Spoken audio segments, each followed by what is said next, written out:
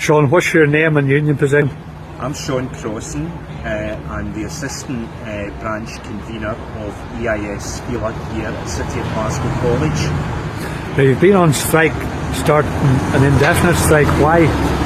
Well, we have taken this action very reluctantly, but we think it's necessary to try and save jobs.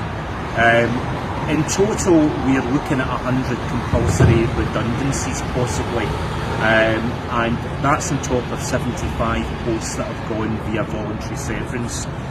So 175 posts, that's mainly lecturing posts, are being got rid of by the principal.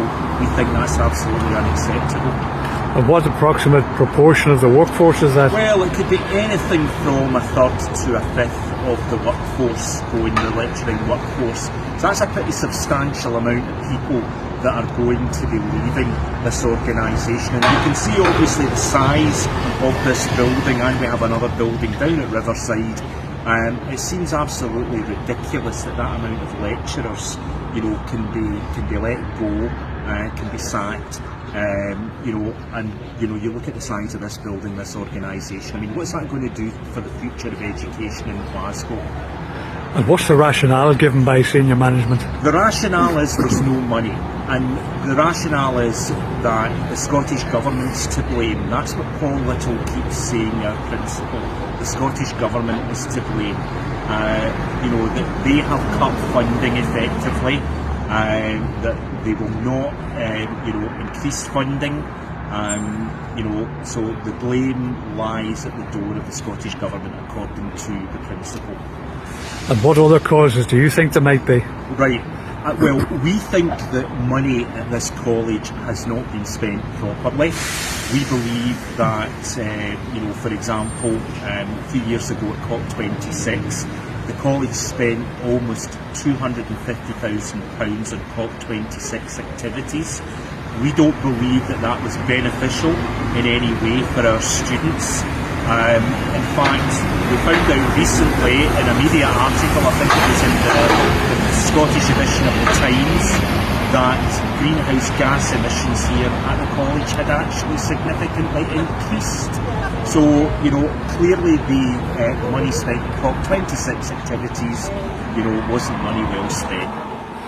And I believe that Paul Little, or Little Paul, whatever you want to call him, is noted for globe-tropping activities. Yes, well, I mean, he has been going round the world quite extensively, we believe. It was reported in the Daily Record. Don't believe everything you read in the Daily Record, but they did get Freedom of Information requests which showed that he had been going around the world on various activities.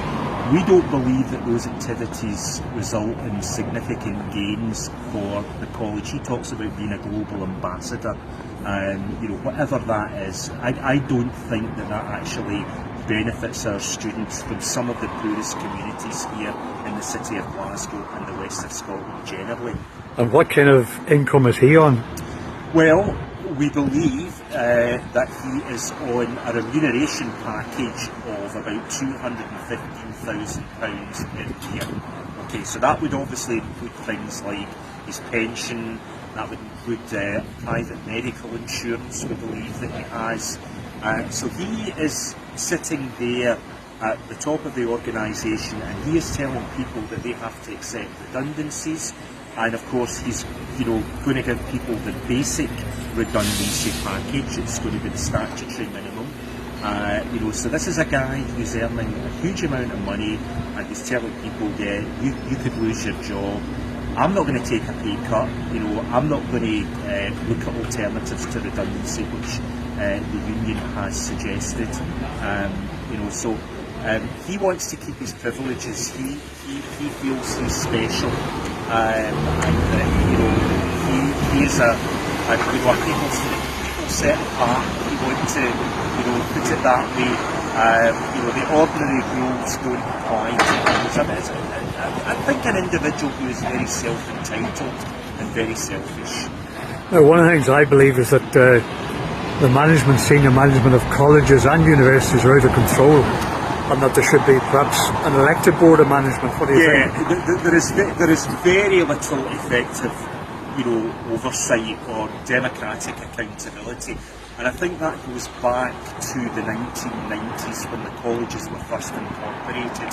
They were taken out of local authority control. Now, local authority control was not perfect, but at least you had some form of democratic accountability. This is something that we do not have here in the college sector and in the university sector either. In our own situation here at the college, the business cases that the management presented to justify the compulsory redundancies, the board only looked at samples of those business cases. They did not look at the totality of those business cases.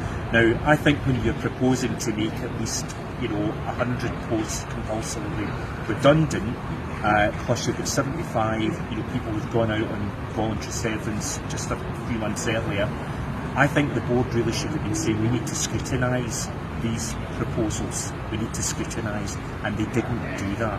They didn't do that. And what's your message, Sean, to the Scottish Government on this issue? The Scottish Government, I believe, is very, very reluctant to intervene because it doesn't want to get its hands dirty. But I think the danger of not intervening means that the crisis becomes much more serious, much more acute. And I think as well for the Scottish Government, it has to realise that a lot of its natural allies are working in further education, higher education, and the trade union, Hamza Youssef, the First Minister, has said, to the trade union movement, we value you, we think, you're a very important part of civil society. These are very, very nice words, but if we don't see action from the Scottish Government, then I'm sorry, they'll follow. We are not going to believe you. We're going to look at other alternatives. The Scottish National Party, we know, is facing a more serious challenge, in the polls.